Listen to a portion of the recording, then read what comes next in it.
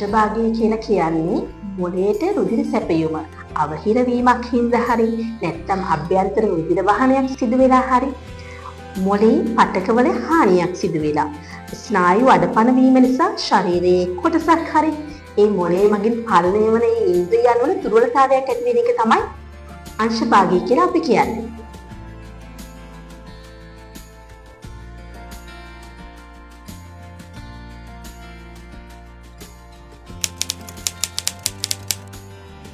අංශභාගී රෝගී තත්ත්වයේ ලක්ෂණ විදිහට කට පැත්තකට යන එක, ඇහැක් වහන්න බැරි වෙන එක, නළල රැලි කරගන්න බැරි වෙන එක, ඒ වගේම කතා කරන්න අපහසුතාවය, වචන පැටලෙන ගතිය, ඒ වගේම අතක් හරි කකුලක් හරි එසවීමේ අපහසුතාව, බර ගතිය, හිරිවැටීම, ඒ වගේම නැගිටලා ගමන් කරනකොට විසික් වෙන ගතිය සහ ශරීරයේම අඩපණ ස්වභාවයක් දැනීම, හිසෙහි විශාල වේදනාවක් ඇතිවීම, හිසෙහි බර ගතිය, ඒ වගේ විශාල රෝගී ලක්ෂණ ප්‍රමාණයක් තියෙනවා.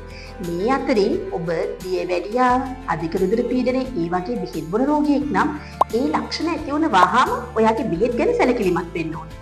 ඒ බෙහෙත් නොගෙන ඉඳලා තියෙනවා නම් මේ අංශභාගී රෝගී තත්ත්වයේ මුල් ලක්ෂණ වෙන්න පුළුවන්. සාර්ථක ප්‍රතිකාර පද්ධතියක් අප සතුව තියෙනවා. ආයුර්වේද ප්‍රතිකාර ගත්තාම අභ්‍යන්තර ප්‍රතිකාර, බාහිර ප්‍රතිකාර වශයෙන් දෙවර්ගයක් තිබෙනවා. ඒ කියන්නේ බෙහෙත් ඖෂධ අභ්‍යන්තරව ලබා දීම සිද්ධ කරනවා. ඒ වගේම බාහිරව තෛලාභ්‍යංග, ශිරෝධාරා, ශිරෝවස්ති, ව්‍යායාම ක්‍රම, ඒ වගේම පත්තු වර්ග ආලේප කිරීම, ඒ වගේම තර්පණ ප්‍රතිකාර, කිරිබත් තැවිලි, උළුමස් තැවිලි, ඒ වගේ විශේෂ තැවිලි වර්ග, ඒ වගේම ඒ රෝගියාට පහළ වන ලක්ෂණ අනුසාරයෙන් අපි ප්‍රතිකාර පද්ධතිය සුවිශේෂ ආකාරයෙන් තමයි සකස් කිරීම කරන්නේ රෝගියාට අනුරූපව. ලංකා ආයුර්වේද රෝහල මගින් මේ විට අංශභාග රෝගීන් විශාල ප්‍රමාණයක් පූර්ණව සුවය ලබලා තියෙනවා. මෙම රෝගියාත් මස්තිෂ්කාඝාතයක් සහිතව අපිට ඉදිරිපත් වන රෝගියෙක්. එම රෝගියාගේ වම් ප්‍රදේශයේ මස්තිෂ්කයේ ආශ්‍රිතව තමයි මේ රෝගී තත්ත්වය හටගෙන තිබෙන ස්ට්‍රෝක් එක. එතකොට ඒ රෝගියාගේ දකුණු ශරීරයේ දකුණු පස අත සහ කකුල තමයි අපහසුතාවයෙන් තිබුණේ.